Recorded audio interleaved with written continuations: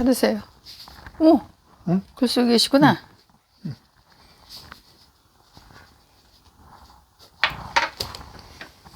감사합니다. welcome. 뭐 이번엔 뭐 쓰시는 거예요? 아유, 제목은 잡았는데 네. 이건 지금 시작하는 거고 새로? 머릿속에 들어있고 네. 인터뷰라고 이제 나하고 이렇게 얘기하는 그런 얘기. 이제 뭐 제목도 그렇고 내용도 그렇고 이제 여러 가지 뭐 많이 하시네. 아 이거 일주일에 한 번씩 오니까 써놓은 거 있어서 나는 안 내가. 하니까 얼마나 편한지 몰라. 나는 읽어만 드리면 되니까. 요거는 지난번에 쓴 거. 예. 단골 손님. 단골 손님. 자세히 쓰면은 누군지 알 것 같아서 살짝 피가 나고. 그래요? 우리 집 온 손님들. 내가 뭐 좀 짧으네. 짧으니까 그냥 읽어도 되겠다. 단골 손님. 어느 주일 하루에 2교회가 약속되었다. 용산역에서 6시 40분 출발하는 KTX 고속열차를 타고 정읍역에 도착. 대기 중인 시골교회 전도사님의 안내로 담양 봉산제일교회까지 1시간을 달렸다. 11시 예배를 마치고는 교회에서 준비해 주신 점심을 먹고 여수 복산교회를 향해 또 1시간 30분을 달렸다. 2시 30분에 시작하는 예배 시간을 맞추기 위해서 커피 한 잔 마실 휴식 시간도 없었다.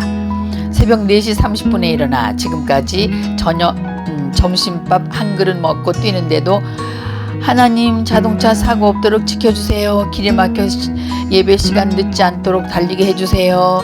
내 몸 아프지 않도록 지켜주세요. 기쁜 마음으로 기도했다. 복산교회에 도착. 담임 목사님과의 인사 나눌 시간도 없이 예배가 시작됐다. 물 한 잔 마시고 싶어 아내에게 부탁하고 단 위로 올라갔다. 교회의 분위기가 무겁게 느껴졌다. 목사님의 얼굴도 걱정이 많은 듯 소개하는 목소리가 떨렸다.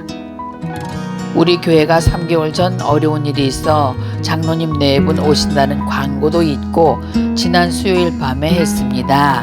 사람이 적어 죄송합니다. 서울에서 10시간 달려와 만난 담임 목사님의 첫 번째 말이었다. 교회 어느 한 곳에 차재환 장로란 강사 이름, 사진 한 장 없고 주보조차 우리들의 순서가 없다. 왜 불렀을까? 부끄럽고 화가 났다. 교만하지 말자. 네가 언제부터 대우받았냐?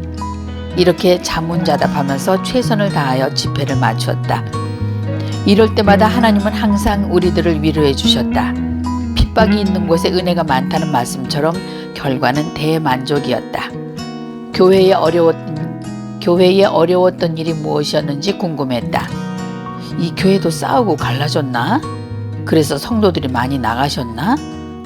목사님이 무겁게 입을 여셨다. 교회를 무리하게 건축하다 보니 부채가 3억이 넘는다고.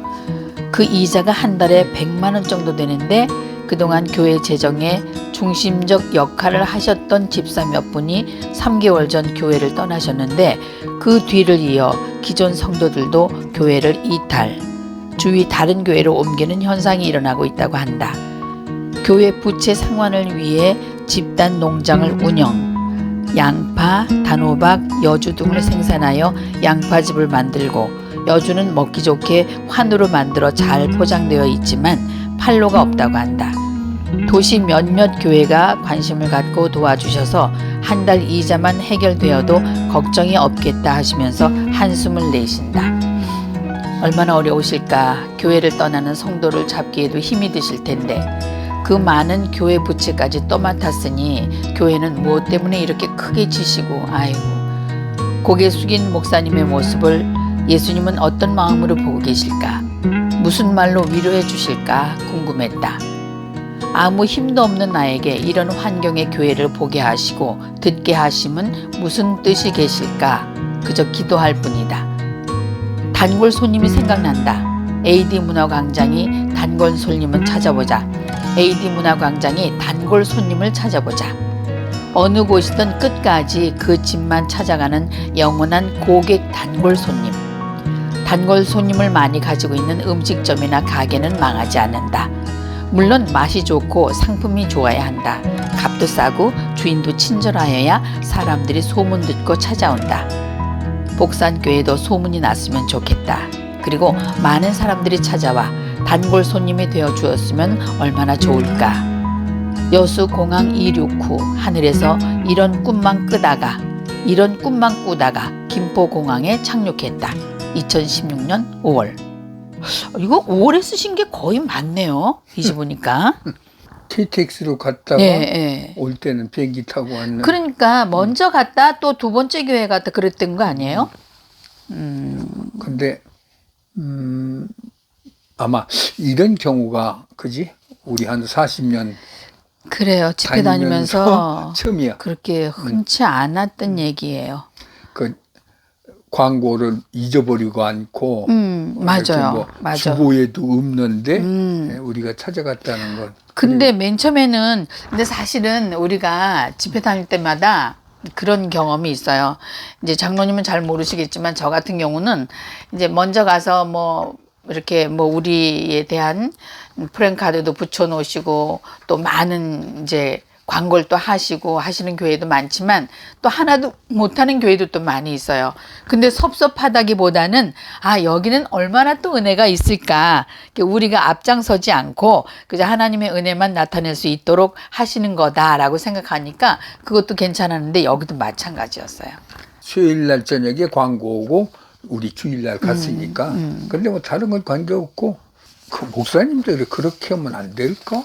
이 단골 손님을처럼 아주 이렇게 뭐 1년에 10명씩 그렇지. 그렇게 한다면은 예를 들어서 100명만 확보하면은 이런 물건 나오면 그냥 100명한테만 맞아요. 소비시켜도. 근데 그것도 그렇게 하고 계실지 모르잖아요. 아 근데 이렇게 그때 걱정하셨다고. 예, 많이. 그래서 근데 뭐 작은 돈이 아니니까. 이제 이자 못 내셔서 예. 한 달에 100만 원씩 내야 그러니까. 되는데 이제 그 재정의 중심 인물 집사님들이 이제 떠나셨구먼. 맞아요.